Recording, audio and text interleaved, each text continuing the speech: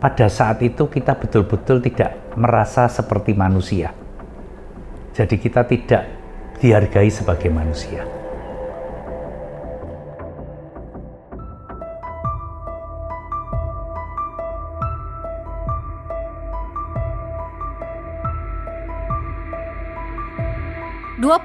Tahun yang lalu, pada tahun 1998, tempat ini hangus terbakar dalam sebuah tragedi kelam perjalanan bangsa Indonesia. Mei 1998, bukan hanya Jakarta yang bergejolak, kota-kota lain pun ikut memanas, Solo salah satunya. Tempat saya berdiri saat ini menjadi sasaran massa. Bangunan mal ini terbakar dan semua dagangan ludes dilalap api.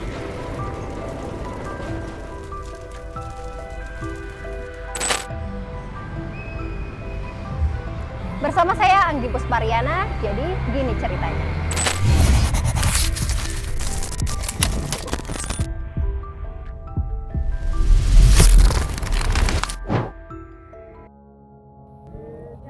Kerusuhan Mei 1998 menjadi salah satu catatan kelam dalam sejarah bangsa Indonesia.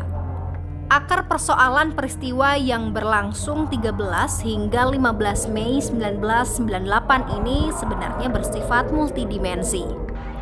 Awalnya dari krisis moneter 1997 yang berimbas pada merosotnya nilai tukar rupiah terhadap dolar Amerika Serikat. Alhasil, gelombang PHK, pemberhentian proyek besar, hingga aksi likuidasi 16 bank tak bisa dihentikan. Krisis ekonomi kemudian meluas hingga ke politik dan memantik hilangnya kepercayaan publik terhadap pemerintah. Belum lagi tewasnya 4 mahasiswa Universitas Trisakti pada demonstrasi 12 Mei 1998 yang kian menyulut emosi masyarakat yang sudah pusing dengan kenaikan harga kebutuhan pokok. Kondisi inilah yang pada akhirnya memicu gelombang protes di sejumlah kota di Indonesia.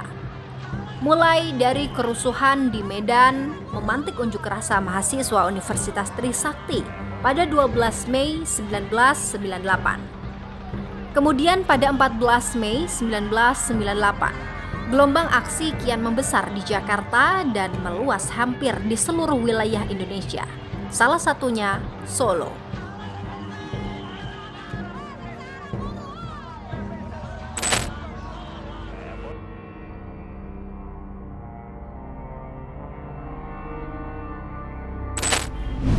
Mei 1998 pagi hari, mahasiswa dari Universitas Muhammadiyah Surakarta mulai berkumpul.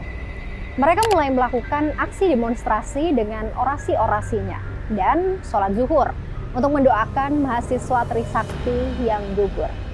Namun menjelang siang, suasana justru semakin menjadi emosional, khususnya antara pihak mahasiswa dan aparat keamanan. Sebab tak hanya mahasiswa UMS saja, mahasiswa yang terdiri dari berbagai perguruan tinggi ikut berkumpul di kampus Pabelan. Dan pada satu titik, benturan pun pecah usai terdapat provokator yang melempar benda ke arah polisi. Saat itu aparat mencoba untuk menahan massa yang keluar dari area kampus UMS. Memasuki sekitar pukul 10.00 waktu Indonesia Barat, massa demonstrasi ini bergerak keluar menuju ke Jalan Solo Kartosuro. Meski sempat dihadang aparat keamanan, para pengunjuk rasa ini tidak mau kembali dan malah terjadi bentrokan. Sampai pada siang hari, suasana masih kacau dan makin meluas ke berbagai wilayah di Solo. Sebagian mahasiswa ini bersama dengan kelompok tambahan kaum muda yang bergerak ke berbagai penjuru kota Solo dan mulai melakukan aksi perusakan fasilitas publik. Di Surakarta bagian utara, sekitar pukul 17.00 waktu Indonesia Barat, massa ini mulai melakukan pembakaran terminal Tirtonadi serta beberapa bus yang ada di sana. Di bagian barat, kantor Samsat, puluhan rumah dan sejumlah fasilitas umum dirusak hingga dibakar oleh massa. Di wilayah selatan kota Solo, Bank Putra dibakar habis. Kerusuhan parah juga melanda Surakarta bagian timur. Tak berhenti sampai di situ, massa juga menyalurkan amarahnya terhadap simbol-simbol kesenjangan sosial. Ini tercermin dari tindakan massa yang menghancurkan, membakar kendaraan roda 2 ataupun 4, pabrik-pabrik, perusahaan-perusahaan, toko-toko, bangunan-bangunan atau fasilitas lain terutama kelompok swasta milik keturunan Tionghoa. Ya, Tionghoa menjadi target amukan massa dan kerusuhan berubah menjadi sentimen rasial. Ini terjadi karena ada stereotip terhadap mereka bahwa orang Tionghoa patut dibenci karena mereka kaya raya dan dekat dengan penguasa. Stereotip ini terjadi karena mereka banyak berurusan di sektor bisnis sehingga kekayaannya pun meningkat. Sementara stereotip kedekatan dengan penguasa disebabkan karena saat itu Soeharto sangat dekat dengan Taipan Sudono Salim alias Lim Sioliong. Kedua aspek ini kemudian membentuk pandangan masyarakat bahwa etnis Tionghoa sudah pasti kaya raya dan dekat dengan penguasa. Inilah yang membuat masyarakat menjadikan seluruh etnis Tionghoa sebagai sasaran.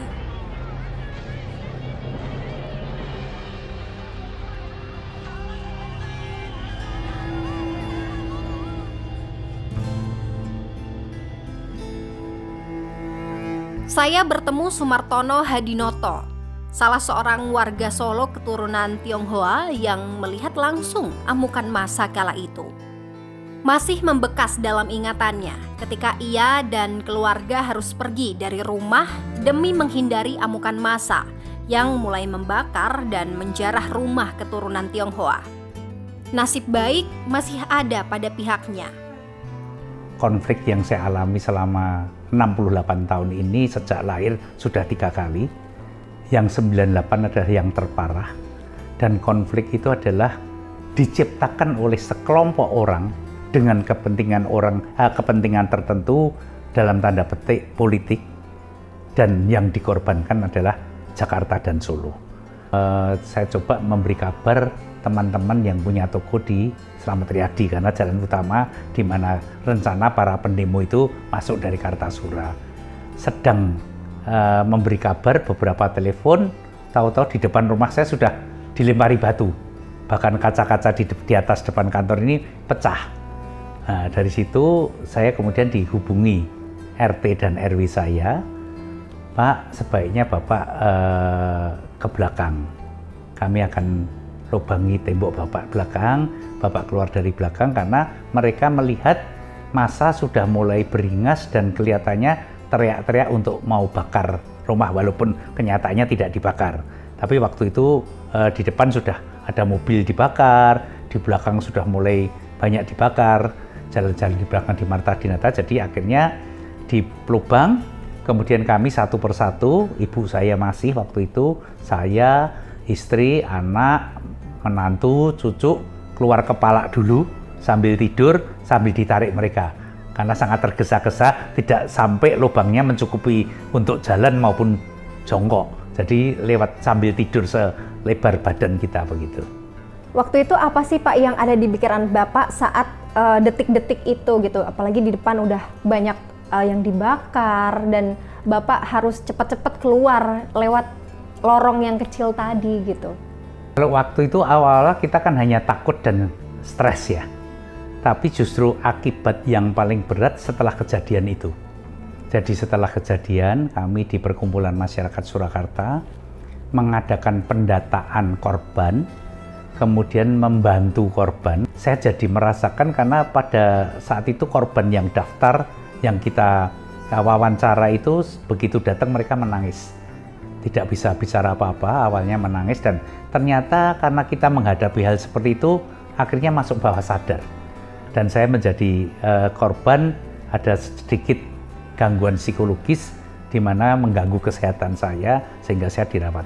Dan waktu itu saya sangat-sangat merasakan bahwa pada saat itu kita betul-betul tidak merasa seperti manusia.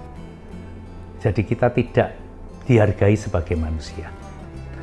Dan saya karena trauma pada waktu itu sempat dirawat dokter psikiater selama 1,5 tahun dan melihat api itu akhirnya kalau tadi masuk ke rumah satu-satunya mungkin rumah tinggal di Indonesia yang ada hidrannya.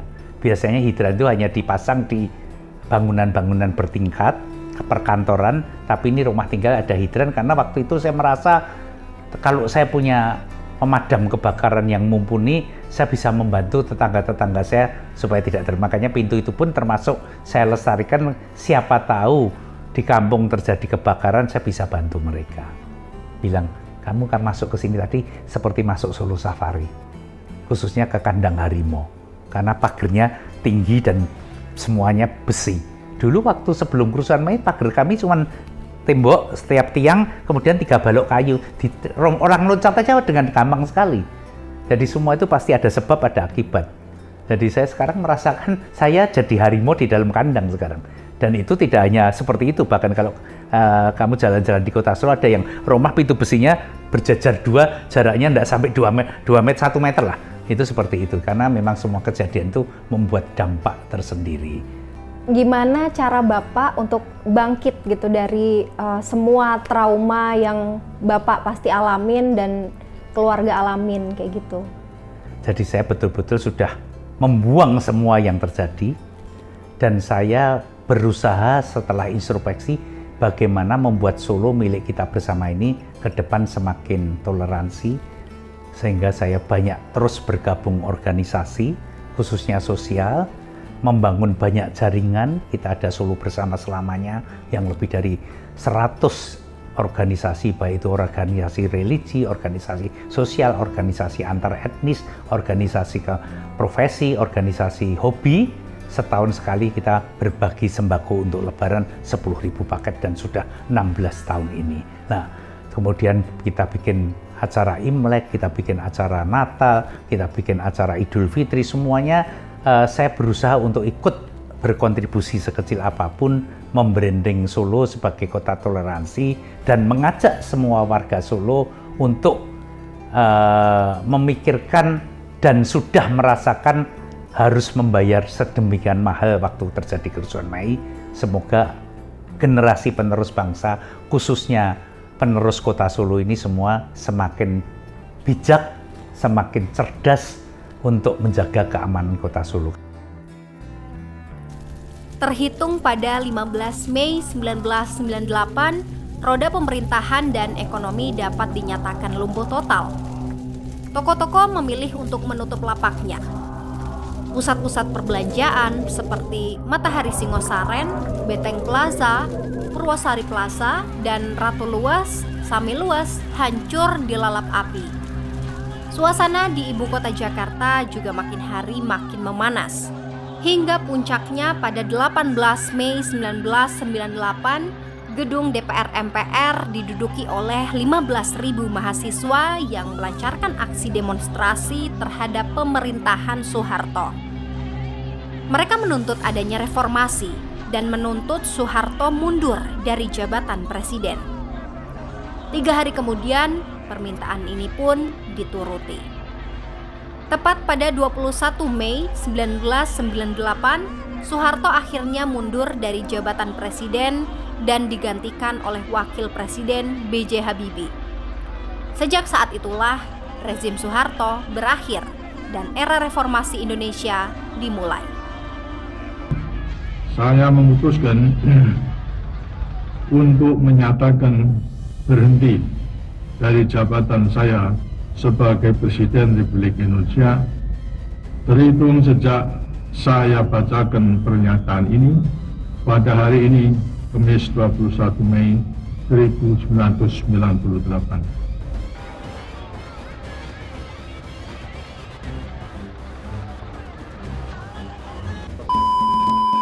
Eits, tarik napas dulu sebelum ceritanya dilanjutin. Cuma mau bilang makasih buat kamu yang udah ngikutin episode-episode di Jadi Gini Ceritanya. Buat yang belum subscribe, jangan lupa. Biar gak ketinggalan cerita baru, nyalain juga loncengnya. Tragedi 1998 menjadi catatan dan pelajaran penting bagi bangsa Indonesia. Ribuan orang meninggal dunia, bahkan puluhan orang ini masih dinyatakan hilang. Tentu tragedi yang terjadi di Solo, Jakarta, maupun di kota-kota lain ini yang menimbulkan kerugian fisik, bahkan meregang nyawa dan trauma, diharap tidak akan terjadi lagi di masa depan. Sekian dulu cerita kali ini. Bye!